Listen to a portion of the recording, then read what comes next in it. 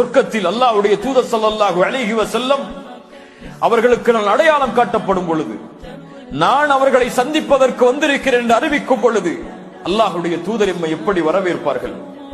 நாம் அல்லாஹ்வுடைய தூதருக்கு சலாம் கூற, அல்லாஹ்வுடைய தூதர் எமக்கு சலாமிற்கு பதில் கூற, எம் நலவை அல்லாஹ்வுடைய தூதர் விசாரிக்க, அல்லாஹ்வுடைய தூதரின் நலவை நாம் விசாரிக்க, அல்லாஹ்வுடைய தூதர் எம்மை கட்டி அணைக்க இன்ஷா அல்லாஹ் இப்படிப்பட்ட வாய்ப்புகள் எல்லாம் அல்லாஹ் எனக்கு தருவானா என்ற ஏக்கம் ஒரு முஃமினுடைய உள்ளத்தில் ஆழமாக பதிந்து கிடக்க வேண்டும்.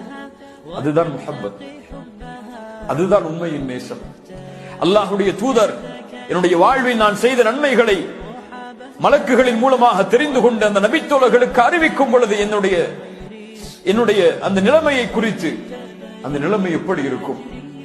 அபூபக்கரை சந்திப்பேன் ரலியல்லாஹு அன்ஹு, உமரை சந்திப்பேன், என் மனைவிமார்கள் அல்லாஹ்வுடைய தூதருடைய மனைவிமார்களை சந்திப்பார்கள். ஆயிஷா ரலியல்லாஹு அன்ஹா, கதீஜா ரலியல்லாஹு அன்ஹா, ஃபாத்திமா ரலியல்லாஹு அன்ஹா, இப்படி நபித்தோழிகளுடைய கூட்டத்தில் மனைவிமார்கள் அவர்களை சந்தித்து அவர்களுக்கு சலாம் முகர்ந்து அவர்களோடு உறவுகளை அமைத்துக் கொள்வார்கள்.